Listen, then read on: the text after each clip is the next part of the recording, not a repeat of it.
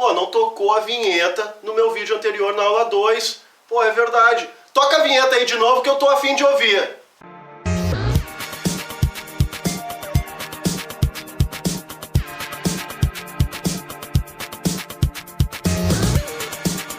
Ah, essa vinheta é demais, né? Parabéns aí, pessoal. Seguinte, gurizada, estamos de volta aqui no aulad.com.br.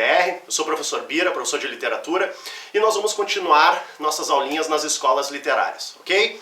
Hoje eu vou trabalhar com vocês o período literário chamado Barroco, ok? Um período muito importante para a história, não somente na literatura, mas nas artes plásticas, na pintura, na escultura, na música, né? Nós temos o canto gregoriano, extremamente litúrgico, né? Ou seja, com características religiosas, ok? Mas assim, ó, o que é o Barroco, pessoal? Para nós entendermos um pouco o Barroco, nós temos que entender esse quadrinho aqui, ó. Por quê, pessoal? Porque na aula anterior nós estávamos falando no ano de 1500, Renascimento, lembra? Antropocentrismo, o homem no centro do universo. No Barroco, nós vamos ter um retorno para a Idade Média. Ou seja, vai voltar a consciência, o ideal do teocentrismo, Deus no centro do universo. Ok? E isso vai criar um determinado conflito nas sociedades da Europa e, obviamente, aqui na colônia, no Brasil. Ok? Mas assim, ó, o principal detalhe que nós temos que lembrar do Barroco, no sentido de contexto histórico, é essa palavrinha aqui, ó, Contra-Reforma, um momento importante da história. E notem que eu coloquei no novo acordo ortográfico também, que aparece já nos livros. Contra-Reforma com hífen e com o ou, com os dois Rzinhos juntos, né? Ficou esquisito, né? Ficou meio feio, a língua portuguesa tá ficando feia, eu não tô curtindo muito isso. Mas enfim, cara, o que é a Contra-Reforma?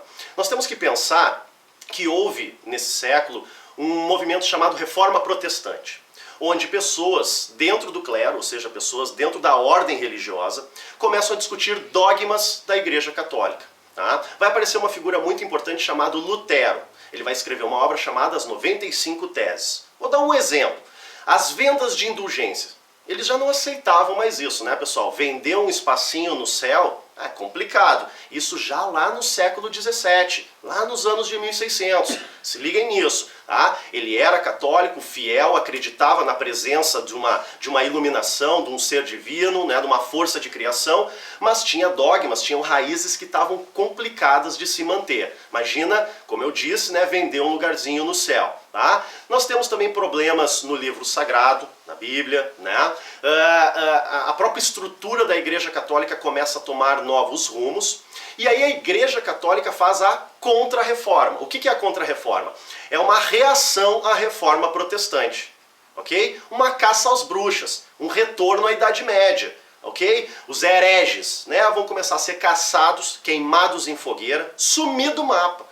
Então imagina uma sociedade, pessoal, com esse contraste, com esse choque, com esse conflito. E isso vai influenciar nas artes, vai mostrar a melancolia, a dificuldade de tu fazer uma escolha entre os gozos terrenos ou então seguir a vida dentro dos padrões dogmáticos para encontrar um lugarzinho no céu. Então, basicamente, essas influências ou essas características vão estar presentes nas obras dentro desse período barroco. Ok? Se liga, Contra-Reforma, não esqueça. Outra coisa, o Barroco é conhecido como a arte da Contra-Reforma. Tem essa ligação, certo? Então tá, vamos lá. Contexto histórico, gurizada. O que está rolando no Brasil que vai influenciar? Tá? Lá na Europa, esse choque, esse conflito religioso. Aqui no Brasil, o grande segredo está na Bahia. A Bahia é o primeiro estado, a primeira capital brasileira, a primeira grande cidade, certo? Outro momento importante dessa época, o ciclo da cana-de-açúcar. Tá? O primeiro grande ciclo econômico da história do Brasil. Não esqueçam disso, o professor de História do Brasil vai se aprofundar, certo? E também as invasões holandesas. Tá? Isso é importante, que vão ter choques interessantes, né? Diferentes, complicados, por causa do europeu que está vindo aqui com as suas intenções, né? Com o nosso açúcar. Certo, pessoal? Esse é o contexto brasileiro. Bom, agora nós temos um pequeno detalhe aqui que é importante. O Barroco, com esse retorno ao teocentrismo, vai criar uma dúvida no ser humano. O ser humano vai ficar, digamos, perdido nesse espaço. Por quê? Porque ele não tem muita noção no sentido de qual corrente seguir. Sigo uma corrente mais conservadora ou sigo uma corrente mais inovadora? E aí, cara, como é que fica? Bom, nesse sentido, vai entrar as características do barroco, que estão diretamente ligados a esses choques, a esses conflitos que eu estava falando. Se liguem aqui, ó, na nossa TVzinha. Conflito entre corpo e alma. Esse vai ser o maior conflito que vai ter dentro do barroco. Então todas as dicotomias, né, todos os paradoxos, corpo, alma, céu, inferno, Deus, diabo, tá? Isso vai aparecer frequentemente na obra, na produção artística barroca, ok? Outro detalhe bacana que é o fluir do tempo. O que o tempo significa na nossa vida? E a questão de o que é esse passar nesse paralelo? O que nós estamos fazendo aqui? Para que serve essa nossa passagem? Certo? Tensão, angústia existencial. Como eu falei, tu está se perguntando, voltou os porquês, só que agora com uma carga mística, uma carga religiosa por trás dessas informações, certo? E uma das maiores complicações da época, digamos assim, para cada indivíduo era o quê? Preocupação com a morte. Porque, e aí, cara, vou morrer, todo mundo morre, isso aqui é carbono, como vocês estudam lá em biologia, em química, né? Nessas áreas importantes da constituição humana. E aí, cara, depois nós vamos para onde? Reencarnar, voltar ou tudo terminou? Então começa esse pensamento praticamente filosófico, né, sobre a nossa existência, certo? Características muito comuns que aparecem na produção, agora no nosso caso, literária do barroco, ok? Bom, dentro dessas características, ou que produz com essas características, nós temos o maior autor dessa época, que é o Gregório de Matos Guerra, tá? Que nós vamos ver daqui a pouquinho. Por quê?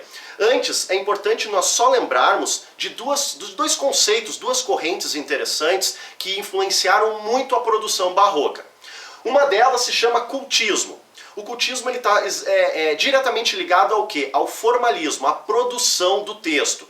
Então nós costumamos dizer que a preocupação é o jogo de palavras. Ok? O texto é rebuscado, cheio de miambres, sabe? Cheio dos enfeites. E isso deixa o texto complexo. Né?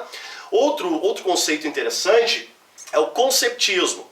O conceptismo, pessoal, é o jogo de ideias. Aí vai mais para o pensamento, né, pessoal? As ideias, a linguagem conotativa vai ao extremo, vai ao ápice. E aí as informações vão ser passadas para nós e vão criar dificuldades exatamente na nossa interpretação. Por quê? Porque além do formalismo do texto, vão ter ideias extremamente diferenciadas, complexas. Por quê? Porque está sendo influenciado por esse choque, por esse conflito, que é exatamente a produção barroca. Ok?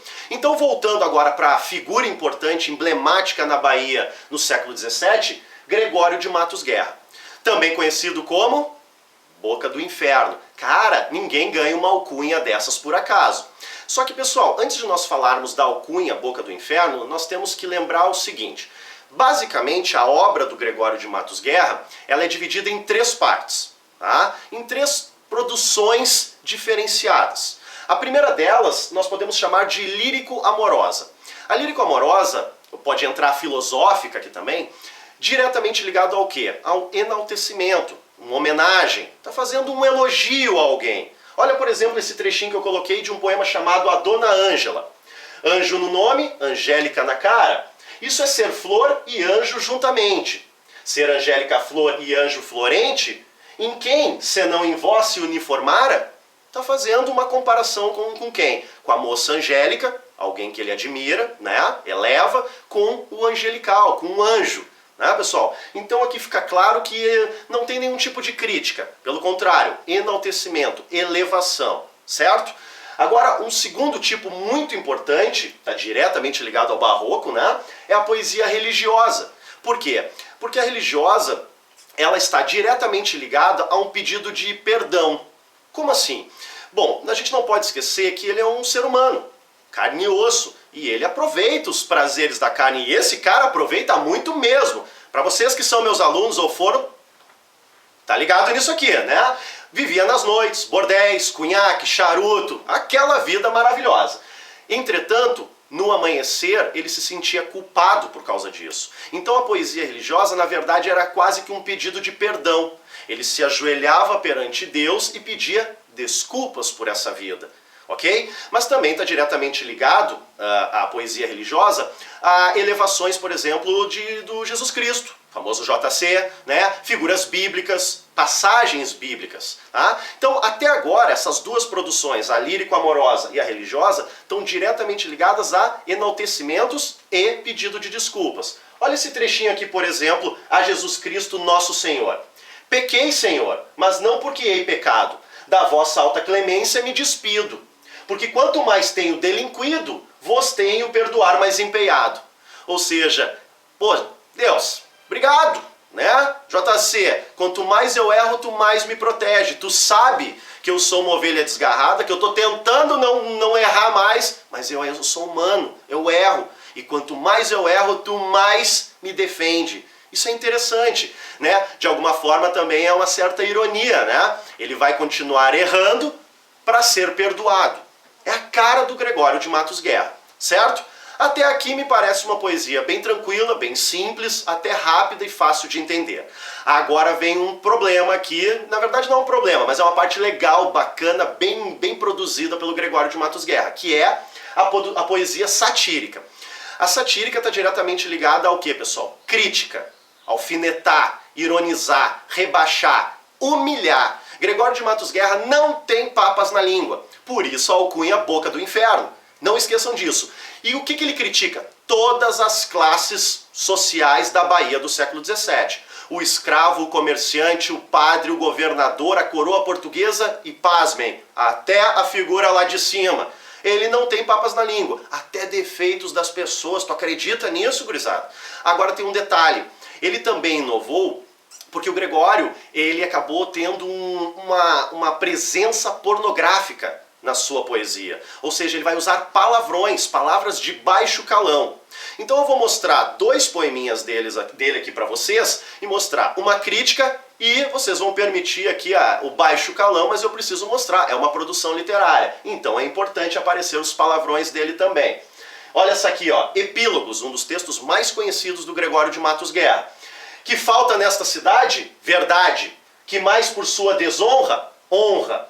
Falta mais que lhe ponha? Vergonha. O demo a viver se exponha, por mais que a fama a exalta. Numa cidade onde falta verdade, honra e vergonha. Cara, era a Bahia dos seus sonhos. Ele era garoto antes de ir para a Europa, amava aquela cidade. Ele volta da Europa, né? Volta estudado, letrado, um conhecedor, né, das artes literárias, das artes humanas, e ele encontra uma Bahia vendida, cheio de falta de vergonha, de honra, com prostituição, praticamente um comércio. E ele critica até mesmo a Bahia, que sempre foi a sua paixão. Ok? Esse é um bom exemplo de crítica, criticar a própria cidade natal. Ok? Agora eu vou dar um outro exemplo aqui para vocês, como eu comentei anteriormente, a questão dos palavrões. Tá? Mais uma vez peço desculpas, né? Mas é a parte artística do homem. Então nós temos que analisar. Olha esse poeminha chamado Define a sua cidade. De dois Fs se compõe essa cidade, a meu ver. Um furtar, outro foder.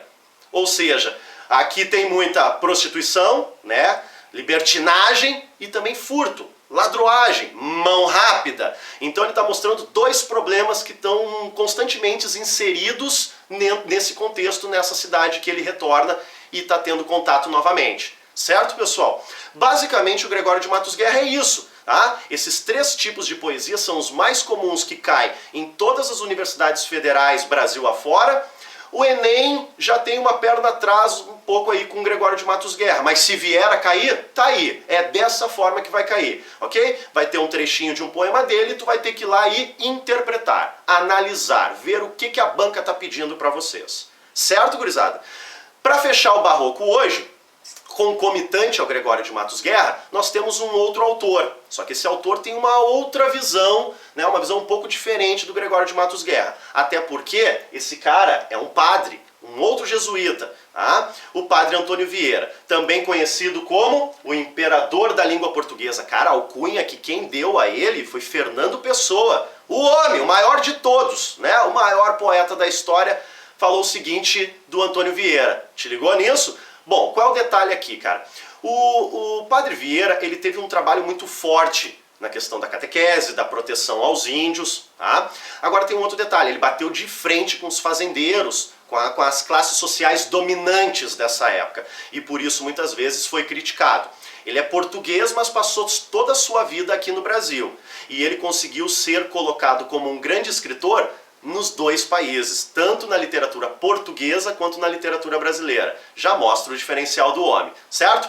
Cara, ele tem uma produção muito grande, muito vasta no Brasil, certo? Assim, ó, basicamente se divide em três, tá? As profecias, né? O texto visualizando um futuro. As cartas, que são textos descrevendo a situação social da época, tá? Diretamente esses embates, esses choques sociais. Mas principalmente os sermões, tá, pessoal? Um padre fazer um sermão é uma coisa muito comum. E o que é um sermão, basicamente? Ele tem um cunho pedagógico, né, pessoal? Quer passar uma lição de moral para nós. E dentre muitos sermões maravilhosos que esse cara, esse grande escritor fez, ele tem o sermão da Sexagésima, que ele critica a própria ordem religiosa, gurizada. Imagina um padre, lembra? O sentido do barroco, o choque religioso. Olha o que ele diz no sermão da Sexagésima. Não fez Deus o céu em xadrez de estrelas. Como os pregadores fazem o sermão em xadrez de palavras? Ou seja, ele está criticando os próprios pregadores, padres como ele, para ver com a hipocrisia que existia nessa época. Por isso ele foi criticado muitas vezes, né, até vaiado em praça pública, mas seguiu, né, fazendo a sua produção, certo? Não esqueçam que nós temos outros autores no barroco, mas esses dois são as duas grandes figuras dessa época, certo? Então, Gregório de Matos Guerra e Padre Antônio Vieira são os ícones do barroco brasileiro, certo? Antes de terminar, só abrir um parênteses aqui, nós temos alguns pintores muito importantes na história do barroco, Rembrandt, Velázquez. Mas eu não vou me prender neles, eu vou me prender num escultor e num pintor brasileiro. O grande problema é que eles são barrocos, mas eles produziram no próximo período literário, ou seja, no próximo século. Lembrem, pessoal, que as escolas literárias e o seu contexto, a sua data, ela é didática, ok? Sendo didática, ela não começa e termina e é assim que funciona. Então nós vamos ter autores barrocos lá no próximo período. De quem eu estou falando? Aleijadinho e Mestre Ataíde. Mas na próxima aula, o arcadismo, vou puxar os dois e vamos comentar um pouquinho sobre cada um deles. Certo, pessoal? Foi um prazer vê-los novamente aqui. Espero que vocês curtam, tá? auladê.com.br. Tchau e até a próxima!